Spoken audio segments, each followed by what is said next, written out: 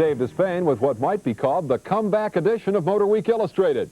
We've got racers out of retirement, a driver back from a spectacular crash, and cars being reborn. And we begin with a race that made a comeback. Last year, the Miami Grand Prix Camel GT was billed as the richest sports car event ever, but torrential rains turned it into a $1.5 million washout. Well, promoter Ralph Sanchez, a once penniless Cuban refugee, turned that story around. Last weekend, the second coming of the Miami Grand Prix, backdrop for several other great comeback stories. Brazilian Emerson Fittipaldi, twice Formula One world driving champ, chose Miami with its big purse and pleasant surroundings as the race where he would come out of retirement. In his first international appearance in 3 years, Fittipaldi won the pole in a car owned by race promoter Sanchez. Race day, however, belonged to Jaguar. That once prominent brand had faded from the sports car racing scene, but over the past 3 years, the Virginia-based Group 44 team has engineered a rebirth for Jaguars in racing. And the leader of Jaguar's Miami assault, former Camel GT champ Brian Redman. He's made more comebacks than Muhammad Ali. He made this one after a 2-year retirement. At the start, Redman went straight to the front in car 04, which would be co-driven by Doc Bundy. Giving chase during the early going, Klaus Ludwig in the factory Ford Mustang. Pre-race favorite Ludwig says concentration is the key to going quickly on tight city streets. It's a real driver circuit. You must be 110% concentrated, and it's not allowed to even make a little mistake. Then you go into the walls. Into the wall. That's exactly where Ludwig's day ended, just over an hour into this 3-hour contest. The car was a little bit understeering. The wheel stood out of the car a little bit, and I just kissed the wall, and the wheel and the suspension broke. Absolutely my mistake. But the Jags had their problems as well. Team Ramrat Bob Tullius got facing the wrong way, then turned car 44 over to Pat Bedard. The Jags ran 1-2, but Bedard and Bundy almost take each other out. Careful, guys. Still, the high-mileage Jaguars made just half as many pit stops as their rivals, and that was a big key. Now, the second Fittipaldi comeback of the weekend. He put the car on the pole, only to watch co-driver Tony Garcia fade a lap behind in the white 84. But when Emerson took over, he charged back to the front, actually passed number 44 Bedard to take second spot. Fittipaldi was within 6 seconds of the leader Bundy when the transmission broke. Great return, though, for a great champion, Emerson Fittipaldi. The pressure off, Bundy cruises home a big winner over teammates Tullius and Bedard. Oh, it feels great. This is probably the biggest race of my life. As Bundy and Redmond celebrated, Tullius called the Miami sweep the greatest day in Group 44 history. And Bundy now tops the series standings. 24 Hours of Daytona winners Van der Merwe and Martin finished 8th on Sunday. Comebacks of a slightly different sort marked the GTO and GTU classes at Miami. In the GTO class, Walt Boren, who won the GTU championship in 1980 and hasn't won much since, found his way to an IMSA victory lane for the first time since 1981. He beat Tommy Riggins by a healthy 14 seconds. It feels wonderful. It's so good to be racing and winning again. I'm just hoping it continues now forever. And the GTU comeback featured the factory Toyota team. Their transporter crashed en route to Miami. Took a 16-hour rebuild, completed minutes before the race to get number 98 Jim Adams and 99 Chris Cord back on the racetrack. The early leader was number 76, 24 Hours of Daytona GTU winner Jack Baldwin. Behind him, though, the Toyota adversity continued. Adams made this inglorious exit while dicing for second place. But when the leader Baldwin spun out after a mid-race restart, the stage was set for a happy ending for Toyota. Cord battles the red number 82 of Lee Mueller for the lead. And when Mueller's tires wore out, Cord pounced. Taking an especially hard-earned victory for his team, Baldwin comes back from the spin and claims 5th spot. And with that, we go to a great pass that won Miami's Interamericano, a matchup of top drivers in identical Mazdas. Willie Ribbs inside Michael Andretti with a whole lot of flair, and he went on to win the race. Willie proclaimed himself one step closer to that long-sought IndyCar ride. Meanwhile, I spent last Sunday covering another great comeback as TBS Sports went live to the Richmond 400 stock car race. We'll have that story when Motor Week. Great human interest stories here on Motor Week Illustrated. We just saw one of the best here at Richmond, Virginia Fairgrounds Raceway. Ricky Rudd, number 15, whipped Darrell Waltrip in a great Richmond battle. That came just 2 weeks after Rudd's now famous flip during the Busch Clash at Daytona, a moment of stock car violence that reduced a 3,700-pound machine to scrap, and it made Rudd's Richmond comeback all the more remarkable. What a ride. Oh, more to my sports medicine fella that came down, David Wheeler, came down and patched me up, taped my ribs up, put a lot of cream on my ribs so it wouldn't hurt so bad, and I felt good all day. I'm surprised that I was able to go the distance. Somebody says you might run a little better when you feel funky, is that right? Well, maybe it helps to get my head shook up a little bit dizzy now and then. A sellout crowd cheered a hometown win. Rudd hails from nearby Chesapeake, Virginia. You heard Ricky give credit for that victory to, quote, my sports medicine friend, unquote. Well, we think the Wrangler U.S. Air Force Reserve Behind the Scenes Award should go to David Wheeler, Rudd's sports medicine specialist. He fixed Ricky up for that appointment with the record book, and for that, David gets a new outfit from Wrangler. Wheeler also gets credit for the weekend's great quote. He said before the race, those other guys better watch out because a wounded animal is very dangerous. Now let's go to the Richmond highlight tape and Arnett Jarrett. Darrell Waltrip qualified himself for the 1985 Busch Clash by winning the pole with a new track record in the Hodgson Johnson Chevrolet number 11. Since he joined Johnson 4 years ago, they've dominated short track racing on the Winston Cup circuit, excepting here at Richmond, where Bobby Allison had won 3 in a row coming into the Miller 400. Allison was strong again, but for the second week in a row, his Robert Yates engine failed him. Rumors are floating around Bobby is very concerned about the Dygard Engine Company building engines for Richard Petty. Ron Bouchard started on the outside pole and was strong in Jack Beebe's number 47 Buick until the engine let go. It was a typical NASCAR short track race with a lot of beating and banging, using up a lot of sheet metal. Meanwhile, Waltrip's car was working perfectly on the low side of the track. Neil Bonnet in car number 12, Waltrip's teammate, got a lap down early but found the high groove to his liking. He was the first car to actually pass Waltrip on the racetrack.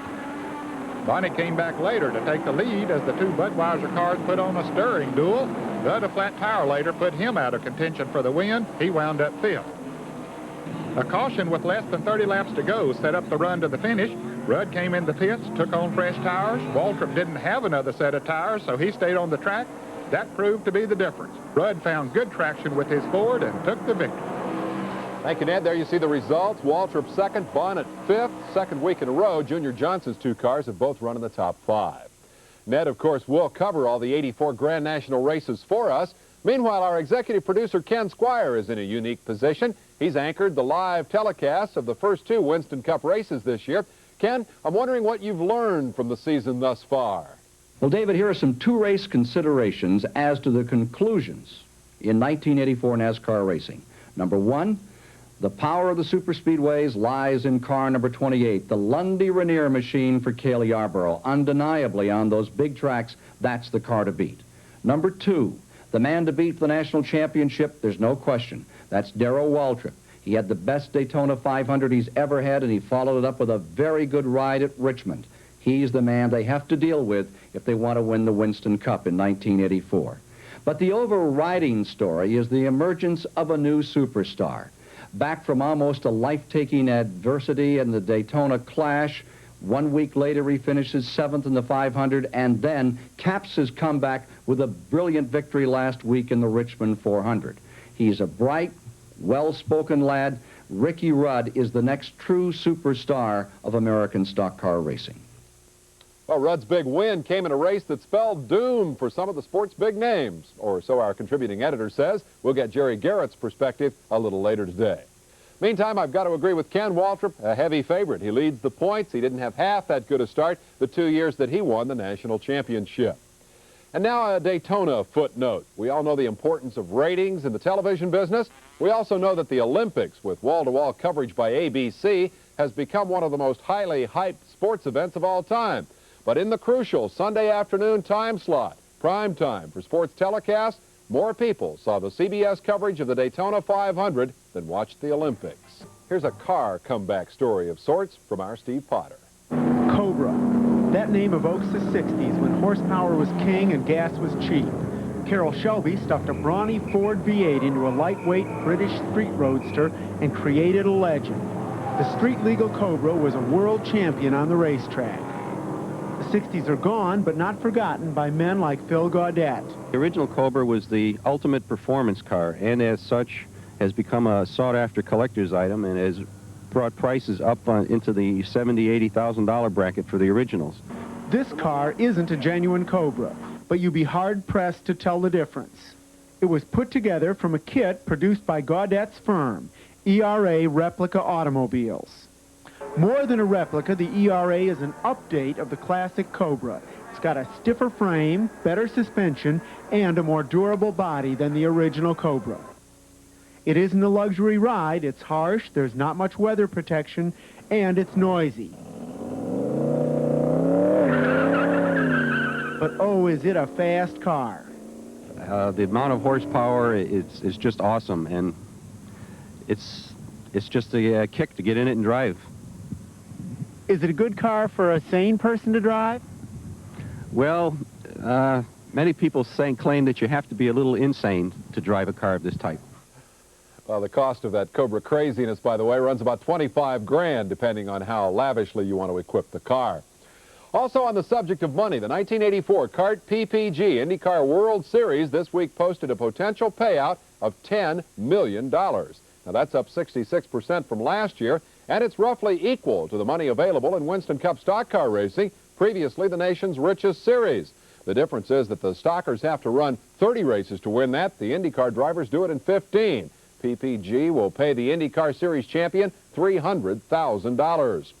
Meanwhile, last year's IndyCar Rookie of the Year, Teo Fabi, has moved a step closer to a Formula One deal. Grand Prix officials this week listed Fabi as the second driver behind world champ Nelson Piquet on the Brabham team. Fabi is contracted to drive all the 84 IndyCar races. His Formula One deal is for non-conflicting dates only, and when there are conflicts, Teo's younger brother Corrado will pilot the Brabham entry. Meanwhile, the tractor pulling season upon us. Mutant farm tools like this once again loose upon the land. No smart remarks about woman drivers. Lois Refshog is weaving to avoid the ruts cut in the track by bigger tractors, and she does it so well she actually has to climb on the brakes at the end of the track. Watch this. Pow! Lois gets clobbered by a 40,000-pound weight sled. She's okay. Lois, part of a husband and wife pulling team from Waterloo, Iowa, and she finished 5th in her class, just one spot behind the old man. The equipment in this sport also takes a bit of a beating. Watch Wisconsin's Rick Austin. He starts the run with 2 engines and ends up with half that many. 5 classes ran in all. Len is the defending champion in the 7,500-pound Superstock class. We'll turn to the world of motorcycle racing in a variety of different forms and get some interesting views on the likes of Bobby Allison and Kyle Petty when MotorWeek Indoor Motorcycle Short Track Championship Series was decided last weekend. The Battleground, a tight 5th-mile concrete track. Terry Poovey of Texas, the pre-race standings leader. Ronnie Jones of Oklahoma, the challenger. Through the preliminaries, both contenders watched a series of turn 1 crashes and worried about the main event. Jones needed a perfect score to have a shot at the title, couldn't afford to get involved in a melee like this. They call this the city of brotherly love. Here's an example. That could mess up your whole day. Now, Poovey is known as one of the best starters in this business, and he had the pole for the feature. Jones figured he had to win the race to turn 1. Well, the best thing to do is just try to beat Terry off the line and just stay on the inside and make it hard for him to pass you. I don't want to give it to him. I led off the line at the last one in Fort Worth, and when I did, I drifted up just a little bit and let Terry by, just let him have the win there, I felt. I'm definitely going to try not to do that here. As the main event went to the line, Jones' strategy was perfect. He ducks inside. Number 31, Dan Ingram, takes the lead, but Poovey gets out in 2nd spot. Jones had a perfect night going up to this point, undefeated through his heats and semifinals, and he also has his motorcycle dialed in perfectly for the final. In fact, Jones had only 2 problems. 1, 2nd place would give Poovey enough points to clinch the championship. And 2, there was a motorcycle lying across the racetrack when he came around for the checkered flag. Jones solved the 2nd problem with no difficulty, but couldn't do anything about Poovey. He clinches the championship with a runner-up finish. They also ran mini bikes. My favorite, Charlie Creeps out of Baltimore. Hot shoes off the turns, laps the field, then suffers this little miscue. Little Charlie's okay, though. He bulldogs his miniature mount right back onto the road to future greatness. Go get him, Creeps. And now we're going to do something a little different. We'll give you the highlights of a race without the results. At 7:35 tonight, TBS Sports brings you a 1-hour special with all the action from last weekend's big Supercross race in Atlanta Fulton County Stadium. I don't want to spoil the surprise and tell you who won, but we are going to show you what it looks like.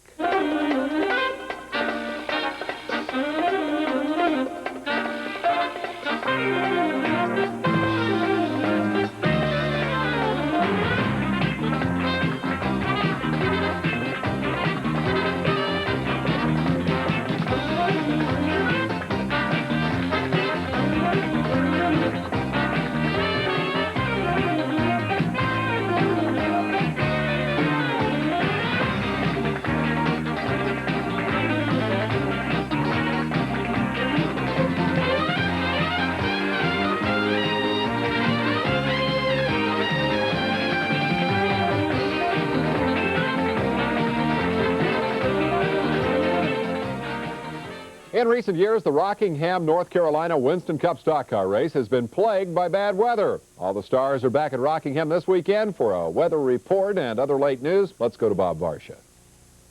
The weatherman has cooperated 100% this afternoon in the Rockingham area. Race fans are enjoying bright, sunny skies with temperatures in the upper 50s. Tomorrow's forecast calls for similar temperatures, but with a slight chance of rain. Harry Gant will start from pole position for tomorrow's 500-mile Grand National race. Gant set a new track qualifying record of 145.08 miles per hour. Last week's Richmond 400 winner, Ricky Rudd, will start from third spot. In other NASCAR news, driver Billy Harvey has been sentenced to 14 years in federal prison for his part in a 1982 drug conspiracy. Harvey has appealed and will continue to race until that appeal is heard. In still another racing court battle, this time in Providence, Rhode Island, the plaintiffs have rested their case in the $20 million Mark Donahue wrongful death suit against Goodyear and the Penske Corporation. Donahue, a former Indy 500 winner and Can-Am champion, died in August 1975 after a crash during practice for the Austrian Grand Prix. Racing drivers expected to testify in the suit include Mario Andretti, A.J. Foyt, Jackie Stewart, Emerson Fittipaldi, Niki Lauda, and Dan Gurney. Well, that trial has a lot of implications for motorsports, and that's a story we'll be following closely over the next few weeks. No big surprise today, I don't think, in our selection of Champion Spark Plug Racer of the Week. How could we not pick Ricky Rudd, whose victory wave at Richmond marked the end of a remarkable 2-week comeback from his Daytona crash? Ricky's now got a shot at a new Honda motorcycle that will go to our Racer of the Year, because today, Ricky Rudd is our hands-down choice for Champion Racer of the Week. And Jerry Garrett, our contributing editor, has joined us now. Jerry, we've seen a couple of Grand National stock car races. You've drawn some pretty sweeping conclusions. Tell me about that. Well, Dave, the other shoe drop last week in Grand National racing. The Super Speedway battle at Daytona told us who's got the horsepower. The Richmond short track told us who can handle, too. Now we know who's hot and who's not. Some examples. Kyle Petty, definitely not hot. All the expertise of Petty Enterprises, cubic bucks from 7-Eleven and Ford, and Kyle's still a back marker everywhere he goes. Even Kyle's own mother, Linda, says Kyle's run out of excuses now. Bobby Allison's hot, but only under the collar. 2 races, 2 blown engines. When he won the national championship last season, he only dropped out of 2 races all year. Can he finish 28 remaining races this season? No way. Bobby's already lost this year's title, and a shakeup is coming for this team. Cale Yarborough, red hot on the super speedways, but Cale's got no short track car, so he's probably better off staying in the broadcast booth at the half miles. Terry Labonte, number 44, good combination. Buku's a horsepower on the big tracks, good handling on the small ones. Ricky Rudd, he's got more of the same. But the best combination, the Johnson-Hodgson team. Darrell Waltrip and Neil Bonnet, a strong 1-2 punch at Daytona. At Richmond, they were just a tire problem or 2 away from first and second place. Waltrip brags, we could win them all. He's right. They could. They win poles, lead races, collect checkered flags with consistency. This team looks stronger, not weaker, for running 2 cars, Dave. A real powerhouse. You won't get any argument out of me on that, Jerry. Thank you. Finally today, a story of ferocious competition before the Daytona 500 that you didn't even know about. The grave faces reflect the high stakes in a Speed Week game called Sticky Wars. For 3 long days, tempers flared, feelings were hurt, losses cut, victories won. Officials and sponsors played musical decals, trying to figure out where to put whose logos on these 200-mile-per-hour billboards. In the end, seniority gave the oldest sponsors the best spots, And the referee of this brouhaha figured that ought to make everybody happy. Unhappiness is a state of the mind. Now let's look ahead to next Saturday on Motor Week. Motorcycle Speed Week is set to begin at Daytona. Our coverage starts next Saturday with highlights of the Bell Superbike 100. And with a little cooperation from the weatherman, we'll have a complete report on NASCAR's Warner Hodgdon 500 at Rockingham, North Carolina, and perhaps an answer to the question, where is Warner Hodgdon? We'll also take you to Naples, Florida for some of the soggiest motorsports stories we cover here on Motor Week. That's all yours next Saturday at this same time. I'm Dave Despain for MotorWeek Illustrated.